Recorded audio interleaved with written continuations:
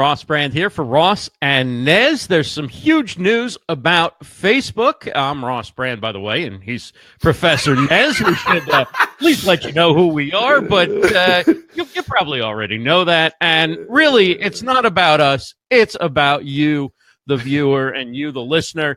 And Nez, I was just starting to say there is some huge news. It seems like the world is coming to an end because Facebook has decided that your page posts will get even less views in the newsfeed, even less presence in the newsfeed than they had been getting. So if your strategy is to post on a page and then leave it up there and let the winds of the algorithm send it where it needs to go, I'm not sure that's the way you want to be going into 2018. You know, if you don't mind, Ross, well, I mean, I don't care if you mind anyway, but I want to read this. I think this is important because this is the kind of headline here that was on LinkedIn that I found from CNBC reported this. And I just think that it sums it up, just in case people don't understand what we're talking about. Facebook shares have fallen about 10% following the huge announcement that they have changed the news feed algorithm where advertising is placed and will now favor content from friends and family over that of publishers and businesses. So the move is meant to emphasize meaningful social interactions over relevant content. CEO Mark Zuckerberg said he expects the time users do spend on the site to be of higher quality, quote unquote, after the changes. So, you know, the way that I look at this is, you know, I see this as, and I can't wait to hear what people's thoughts are and people who are listening to the podcast and people who are joining. The way that I see it, it's always, it's been coming for some time now. I feel that this just further augments the fact that if your content doesn't engage people, isn't that the first of all, I don't think this is a big deal. I really don't think this is a big deal. A lot of people are come to an end. This no, the world doesn't come, even though it probably should for you, but no, but no, the world doesn't come. You know, maybe after this show, everything will come to an end. Yeah, if we could only be so lucky. No, keep it up, my friend. To me, you know, those of you who don't know, we had an amazing interview with Chris Kubernas, who I think is one of the greatest human marketers, and I want to emphasize the word human. Right? Hey, Jennifer Quinn, Alfred, Carlos in the house. Good to see you guys. And I think that this just further enhances, it further places that modifier. What kind of media is it? It's social media. It should be media that engages people, that forces people or compels people into the conversation of humanness. Our interview with Cubby, I thought, was awesome. Didn't you, Ross? I mean, I loved it. And it's available right now. Right now. rossandnez.com/iTunes. Also, it's available at our website, rossandnez.com, and on our YouTube channel, rossandnez.com/YouTube. And in fact, if you have an Echo device, why not just give them all out now? It's you might as well. rossandnez.com/ Stop Alexa. beating around the bush. Yes, rossandnez.com/Alexa. You can get it as a flash news briefing. So I think what they mean by meaningful social interactions, because it's kind of the basis of a lot of what we'll discuss, is what they mean is when you put a post up there, not only are people engaging with the post and commenting on it, but are your commenters talking to each other? So I post something, Nez comments on it. Is somebody commenting on Nez's comment? Is somebody asking Nez a question? Is Nez reacting to somebody else? Or so that way you're not just gaming the system by telling people to click, put a 1 in the chat. And by the way, if you want to put a 1 in the chat, feel free to do that. You can put it.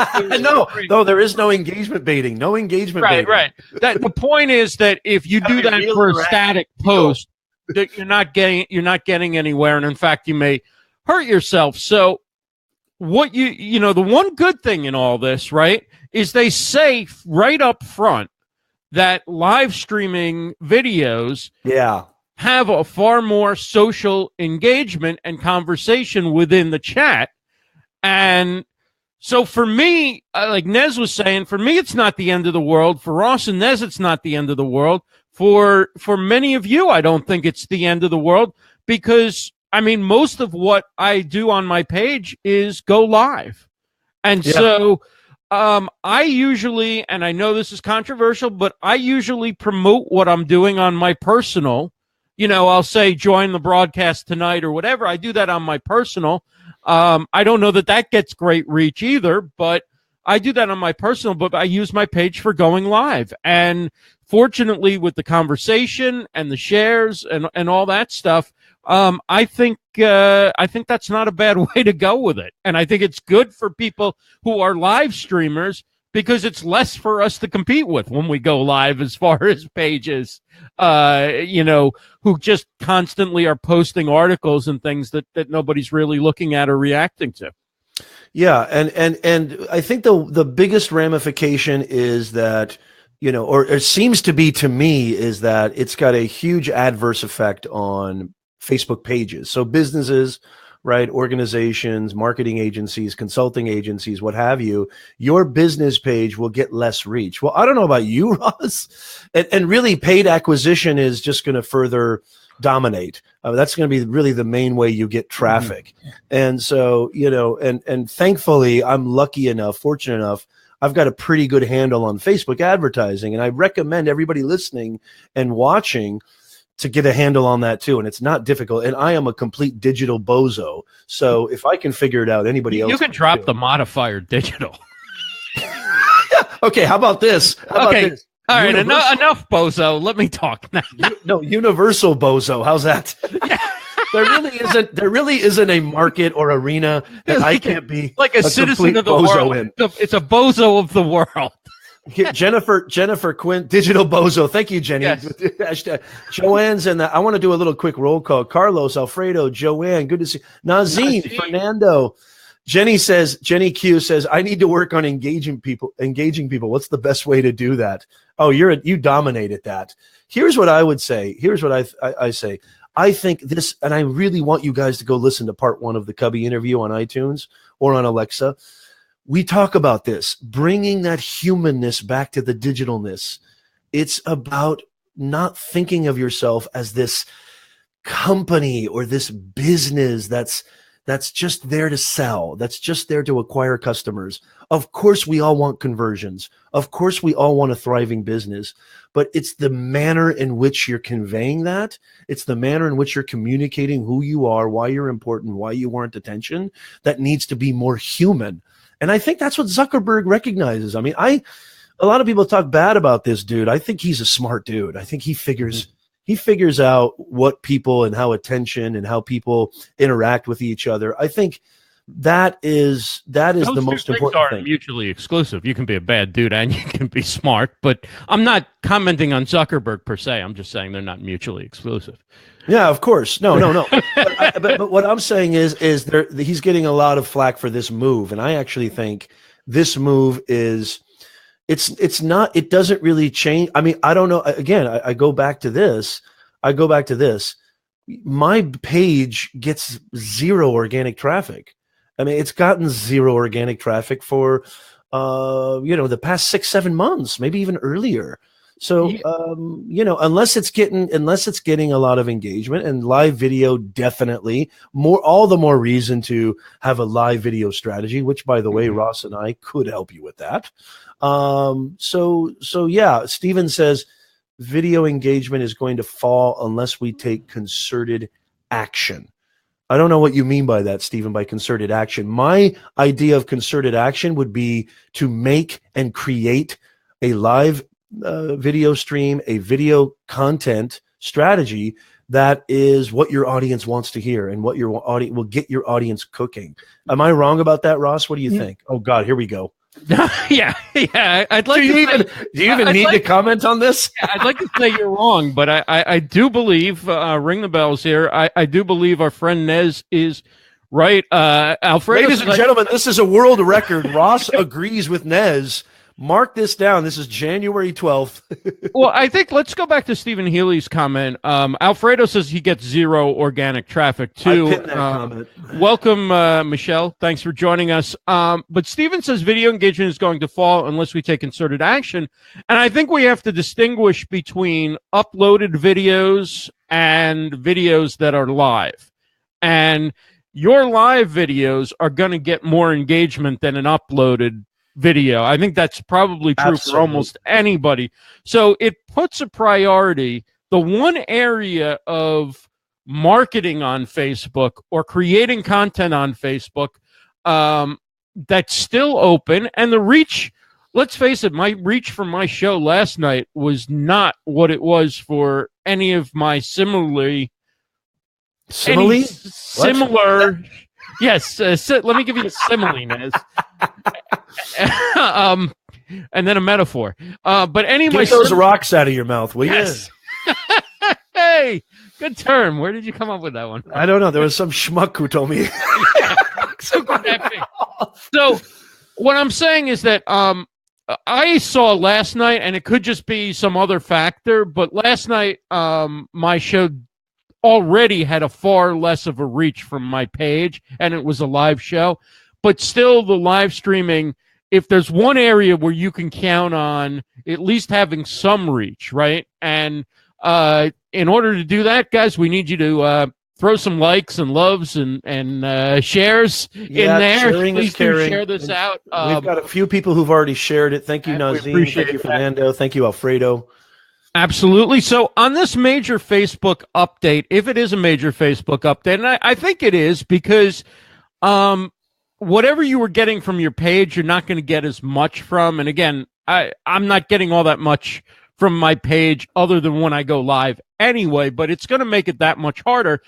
And I guess it raises two questions. One is, are groups the way to go now? If you haven't had a group before, does forming a group around your brand or your show or your for your community, because then they get everything that you post if they go to the group. I don't know whether Facebook is continuing to notify you, because I don't seem to get as many notifications from groups as I used to. So I don't know whether I'm getting. Do you know, are you getting, let us know in the chat, guys, are you getting notified every time a group that you're a member of posts something, or there's a comment that gets some momentum, or are you not getting as many notifications from groups as you used to? So that's something you have to figure out, because if Facebook stops notifying you about groups, unless you're somebody that goes, okay, I'm going to go to my 10 favorite groups and drop in every day, it may suggest that the value of groups may decline as well. But that's certainly one workaround for now, could be to form a group. The other is the same lesson we've learned from live streaming on other platforms is don't build your entire strategy around a platform that you don't know. Oh, yeah. That's a biggie. And that's why that's something that I'm really proud of what Nez and I have done, because if you go to rossandnez.com, where you can find subscribe to all of our channels, as you should. I think I'm going to get a job as an infomercial salesman from this. But I thought you already were one. Yes. Didn't I see you on at 3:00 selling some cooking crap or something at 3 a.m.? I thought that was you. You were trying to sell this guy Nez to the masses. Weren't you selling the? Weren't you selling the live stream cooker brought to you by? George Foreman cooker, the Ross brand cooker, but my point is that we put our podcast on like every directory we could find, right? So we have a strategy where we create audio content, we create video on demand content, and we create live content on Facebook. So if Facebook makes it impossible for us to get views for our live content, we still have two other major channels of distribution. We have video on demand and we have audio. And within audio, we've distributed to like every different way people can subscribe to a podcast to make sure as platforms change their algorithms and rules change and all that, we're there. So I think it means that, this is an opportunity for other platforms, Nez. I mean, if I'm Twitter today, I'm thinking, how do I make my platform, again, more marketer friendly? If I'm Google Plus, I'm probably too far gone. But if I'm Pinterest, maybe I'm thinking about how, I think the other platforms, and of course LinkedIn, where business has really been the first priority and it's becoming much more social. But look at it, where one door closes, an opportunity opens somewhere else. Thank you, Ross, for that cliche. But I do think it creates opportunities for other platforms to say, let's move where Facebook is moving away from. Yeah, great point. I think this should be a huge alarm bell should be going off for other platforms, especially, perhaps Snapchat, right? I mean, Snapchat's been getting the blunt end of the, of the deal here from Facebook and Instagram, basically stripping them of all their, I'll shut down before I go to Snap. No. Okay, Snapchat, you heard this here first. Here's our way to get Ross. Yes. But, Steven actually commented, we need to brainstorm together to discover the best strategy. Here's the thing. I love the way you said that. Yes, it's a call to other platforms, but at the same time, it just really forces us to adapt as creators, right? And so, and Leland commented that, with thousands of live streamers and even with notifications, how do you keep up?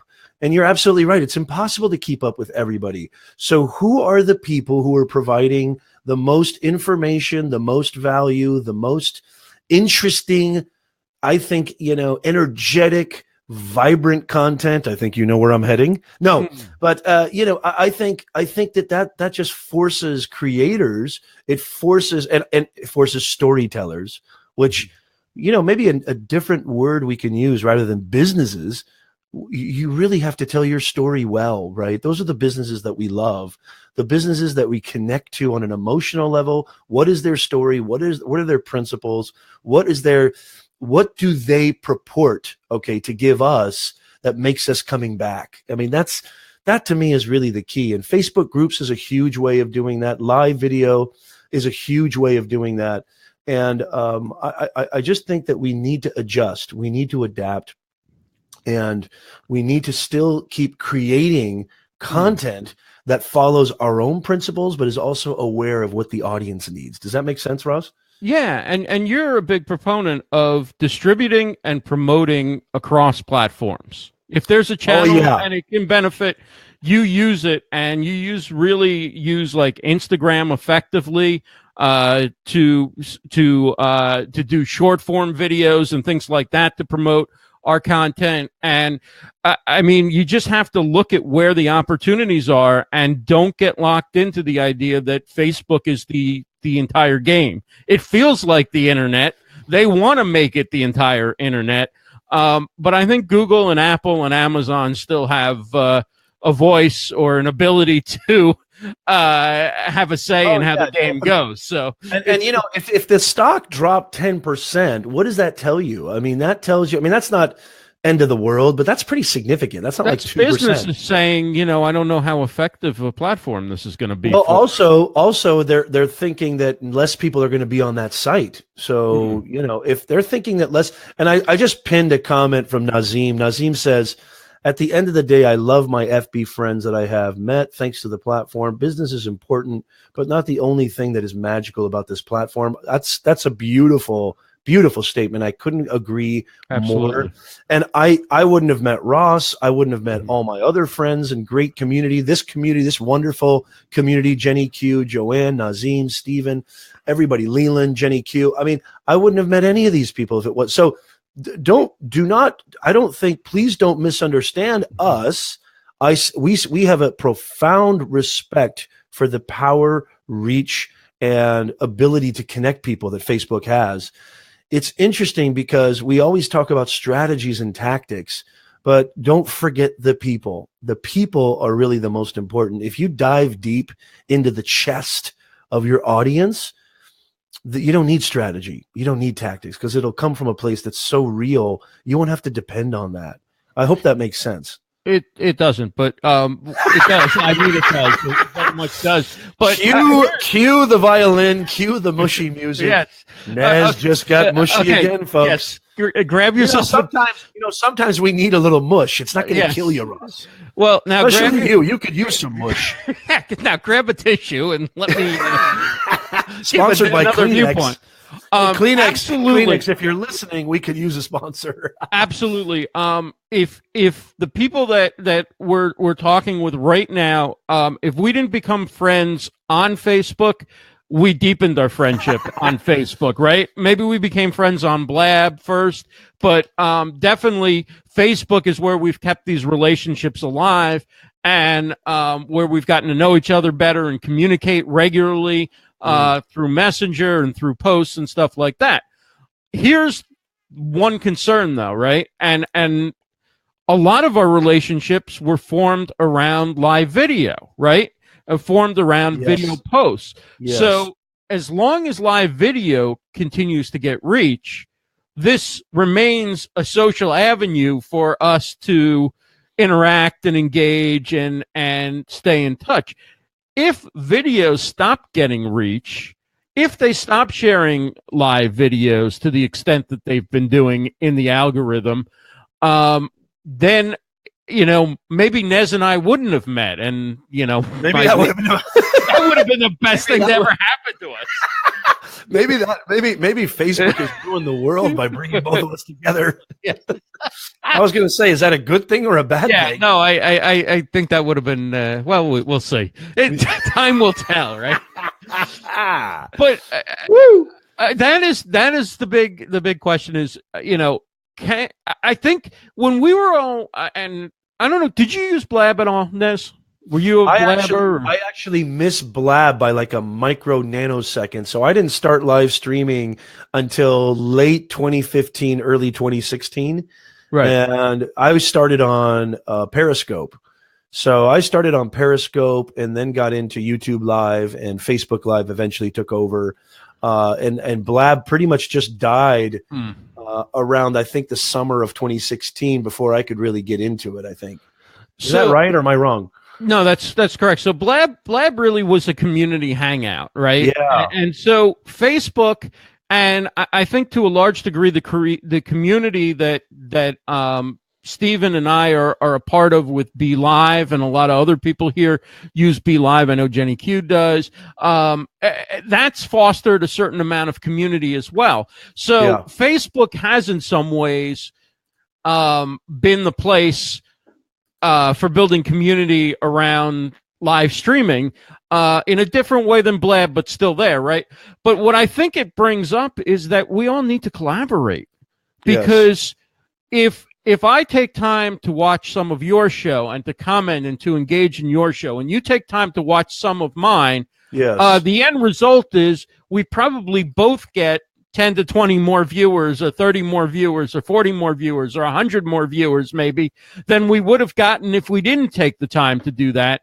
And I think we need to find ways where we can all support each other and know when we're on, and know when when we can collaborate. And I think if people who are live streamers support other live streamers, don't look at it as competition.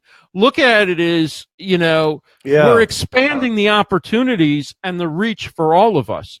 Because let's face it, when live streaming hits to where it takes off, to where it becomes a part of business, like having a website or having a Twitter chat, there's going to be more opportunity for us to live stream, for us to find clients and customers, and opportunities for sponsorships and all sorts of things than any one or two or three or 10 or 20 or 100 of us can handle. I couldn't agree more. That's well said, Ross. I'm going to cue some music for you now. This is my first sappy moment. Is your first sappy moment, but it's beautiful. You need more sap. It's not sap at all, actually. But it's sap as a business necessity. I don't really have to have feelings about anybody. I just know that collaboration's the way. What are you, an iguana, for crying out loud? Of course you need feelings. Of course. I love everybody, Ness. Everybody. Hey, ladies and gentlemen, can you feel the love? Here's another thing too. I love the way you said that. You're absolutely right about. Thanks for joining us, Nazim, by the way. Yeah, you're absolutely right about collaboration and creating that community and nurturing that and building relationships. One of the things that I tell all my LinkedIn clients about. Absolutely. Here's another thing too. You know, if Facebook makes these changes, if Facebook's going to do their thing. But to me, I mean, let's just break this down. And I want people to comment in the chat if you think I'm nuts. Ross, don't say anything right now. I mean, to me, this forces businesses and brands, okay, to go back to the roots of what Facebook was all about. I think this is a move. You need to be more human in your marketing. You need to be more human in your business. You need to be more human in the way that you advocate, in the way that you get your message across, and create a conversation. And isn't that what live streaming is all about? I mean, let's think about it. I mean, let's literally just strip this down and break it down. We're going live. We can't wait. And I know Ross feels the same way. Even when I go live outside of Ross and Nez, I can't wait to see, hear, feel, you know, understand what my community is talking about, what they want, and engage with them and go back and forth. If there's anything that distinguishes live video from every other form of content, it is that immediate engagement with people. I mean, they may be avatars and little bubbles and little comments popping up, but those are human beings. And I think this is a reminder, ladies and gentlemen, this algorithm change, okay? And let's face it, algorithm is basically AI, right? It's just a machine. And it's learning all the time, and it's really learning faster than it ever did before. You need to be more human. That's it. Am I wrong? No, I think once again, 2 for 2 today, Nez. Wait a minute. There's something. Hey, Ross, have you taken your medication? I may not have. There's got to be something wrong with you. There's got to be something. A little less snarky today, Nez. You've agreed with me twice. There's something wrong with you. There probably is. Probably more than one thing, but we won't get into that now. Up the voltage. Yes. Remind me again what your point was that I agreed with. I want to make a note so I can come back to it for the. You know what I love about you, blog post. You know what I love about you, Ross? You've got the memory of a gnat. That's you always say that with a gnat. Yes, you do. So what I'm saying is this please tell me what you're saying. This is forcing everybody. Forget about business. Screw business. Okay, now I know. Shut up now. I know what I'm going to say. You got to be more human. You got to be A lot of people have taken the approach that I will do business on my page, but I'm only connecting with close friends and family through my personal profile. I'm only connecting on LinkedIn with people that I've worked with and met in person, right? Yeah. It may be time to expand the circle of who we connect personally. Now, those of us who do live streaming and, you know, work in some way related to the social media world, you know, tend to be more open to connecting with each other on personal accounts as well. But a lot of the world is still sort of in the idea that business is business and personal is personal, and I'm going to keep them separate. I'm going to keep separate identities. I'm going to put my personal posts behind a privacy wall, you know, that kind of thing. And it may mean that it's time to connect with. You have a good client, you have a good customer, you have somebody that you've been talking business with. You may want to consider connecting with that person through your personal profile. You may want to consider accepting some friend requests, or not friend requests, but contact requests, whatever it's called, connection requests on LinkedIn from people you haven't met before, because it's an opportunity to bring them into your circle. So I think expanding how we look at melding our personal and professional to some extent. There's got to be a way to keep some privacy and keep some separation and get away from work. But there also has to be a realization that one of the best ways to stay on people's minds is to let them into your lives a little bit. And that doesn't mean, and don't take this to mean, that you accept a friend request and then 2 minutes later you email them a sales pitch. Right. But I mean, and let's just I love the way you said that, Ross, and Casey. Thank you so much for that. Here's the deal. Yeah, and Joanna, let me just get Joanna's comment in, because she says you can always add people as acquaintances and adjust your posts accordingly. Yeah, you have a lot of power on Facebook. You have you can choose what you see in your news feed. And actually, by the way, there's a caveat to everything. One thing that will circumvent this algorithmic change is if you go in your who you see first settings, right? That's and right. You put Ross and Nez. If you put Ross and Nez, nicely done. Oh yeah, you better believe it. You know who you're dealing with. Hello. Hello. If you put see first and you put Ross and Nez, the algorithm does not affect you. Now, how do you get on people's see first list? Well, you got to be good, right? You got to actually have something to bring to the table. You got to actually give people what they want. And holy macadamia nut, look at the coincidence. Look at the correlation. Facebook's not doing this for shits and giggles. What are they doing this for? They're doing this because it's a direct response from the users complaining about their news feed. Right. I mean, Facebook is smart, you guys. Facebook wants people to stay on their platform. YouTube wants people to stay on their platform. Pinterest, LinkedIn, Snapchat, Twitter, they want people to stay on their platform. It's about that session time, as we call it on YouTube. Right. And that's why they're adding all these different features that mimic features of other platforms. So you get your stories on Facebook, you have your messenger on Facebook, you get your news feed, you get a column with news that has news and sports scores and trending and all that. Like, the idea is that you never have to leave Facebook to work. You can post job postings on Facebook, you can sell products on Facebook, you can literally live on Facebook if you want a one-dimensional life. But seriously, though, nobody buys anything from anybody that they don't like. They just don't. Right. Nobody buys from any business brand that they don't feel like, yeah, this is a cool business, small or big. You know what I mean? But you're absolutely right. I mean, the cream is going to rise to the top, and if you produce good content and you've built relationships with people where you can ask them things like, go ahead and, select Ross and Nez to be one of your pages that show up at the top of your feed each day. Yes. Then, the best people, what's going to happen is people are going to say, okay, I've liked about 300 pages. Anytime anybody asks me to like a page that I'm friends with, sure, why not? I'll support you. You support me, whatever. Now we're going to select from amongst those pages, maybe 2 pages, maybe 5 pages, maybe 10 pages, and decide which ones we still want to get regular updates from. Right. And which ones, okay, if we don't see an update, we probably weren't really paying much attention to that page anyway. Yep. Hey, Trisha, good to see you. Yes, Hi, Alfredo, session time.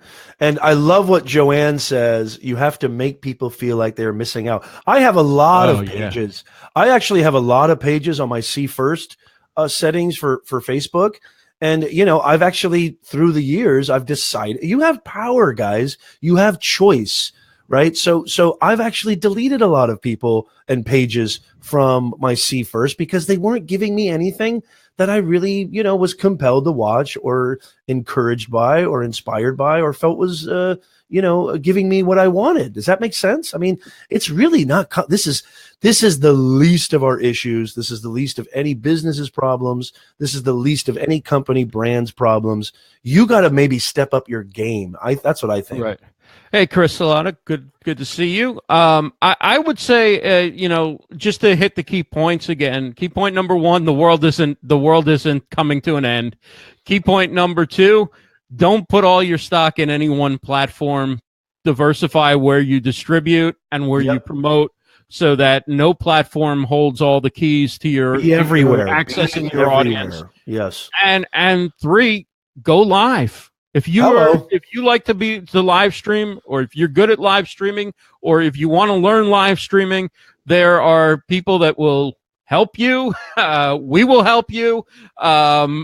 Just go live more often on your page and put other content elsewhere, because you want to get those type of posts And live video posts are those type of posts where people are commenting with one another and chatting with one another and actively participating and being social. And live video is the one place on a Facebook page where social conversations do take place. What other main takeaways do you see? Here's what I would say. I would say from a business, so from a human perspective, everything Ross just said.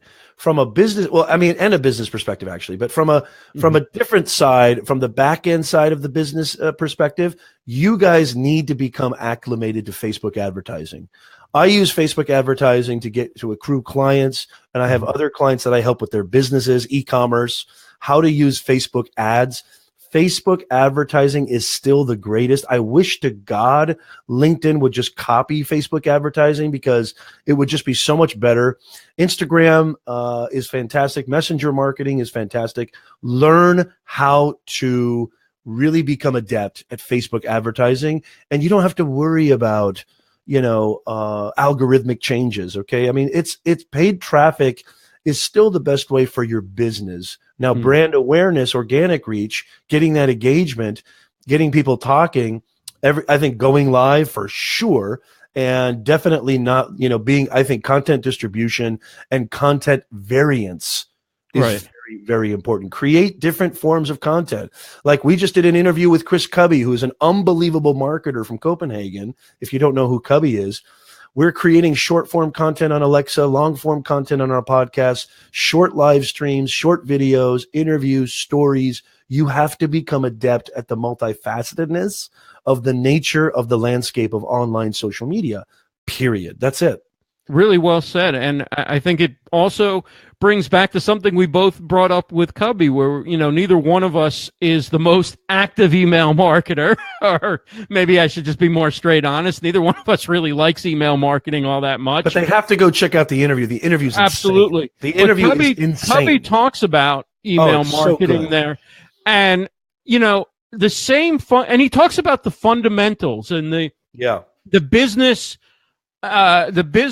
processes and fundamentals that have worked over time that you can still apply in the digital age. And when you look at things in the digital age that have worked over time, right? Yep. What used to be the way to do something? You build a website, you start an email list, you use the social media sites to drive people to your email list. Because that you own, and you own your own platform, and they can't change the algorithm on Google maybe could change how people find it. But for now, let's say that that's your territory. Hey, maybe the way to still, market people for low cost or no cost is get people to opt into your email list and then email them the content. But then here's another point. Here, Ross, and Joanne says it best. I'm not a fan of email marketing. I couldn't agree more, Joanne. And we talk about this with Cubby, who is a marketing genius, I think. I think he's probably one of the best storytellers in the digital ecosystem there is today. And you got to go check out this interview. But here's another testament to what Ross said. Don't put all your eggs in one basket. If you just count on your email list, and you just count on email marketing, you're not doing content marketing, you're not doing any other types and forms of getting your name out there, paid traffic, what have you, you're in a lot of trouble, folks. You're in a lot of trouble. It's all about adaptation. It's all about evolving. And we talk about this way in depth with Cubby. It's going to be, you guys got to go check it out. RossAndNez.com/iTunes. We're on Alexa. You got to go check it out. Our YouTube channel just dropped for part 1. We just published that video. We are a perfect example, don't you think, Ross? We are a perfect example of diversifying our portfolio, our digital content portfolio. Well, that's right. We came into this looking at it as are we just going to live stream, and is that going to be the be all and end all, or is that going to be one channel for distributing our content along with video on demand, aka YouTube, and audio content, whether it's iTunes, Alexa, or any of the other popular podcast directories, or places where you can go download audio content or listen to streaming audio content. So if you miss any of this conversation, if you want to go back and check any of this out, subscribe to our podcast. Also, our Conversation with Cubby is going to be 3 parts, 3 episodes of our podcast. Woo, it's on fire. 3 YouTube videos. Part 1 is Fire. up now on the podcast, rossandnez.com/iTunes. If you'd like to watch the video, just swipe out the iTunes and swipe in the YouTube as the platform. It's rossandnez.com/iTunes, rossandnez.com/YouTube, or just go to rossandnez.com and see all the different options you have to subscribe and get the content. We definitely think that you're going to find a lot that you can use as you set up your marketing strategy for 2018 in this interview with Cubby. By the way, yes, Nez. By the way, ladies and gentlemen, I'm seeing the evil laugh of Nez.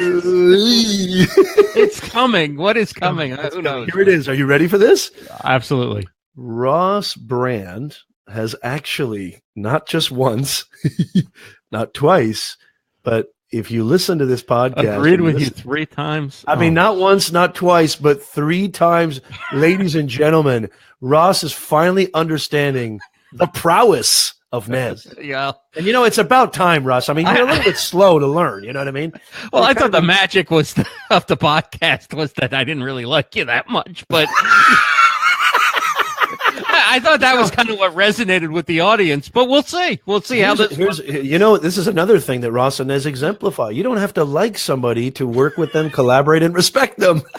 We don't like or respect each other. And look at how well we're doing. And we've got none of the above. Well, you're fantastic anyway, Nez. It's Thank great you. You are too. You are too, with Ross. you about this. And before Nez gets sappy again, we do have to wrap it up. We both have client meetings to run to, but thank you all so much for joining us. Thank you, guys. Please do share this out. rossandnez.com is the website, and we'll talk to you again soon. Have a great weekend, everybody.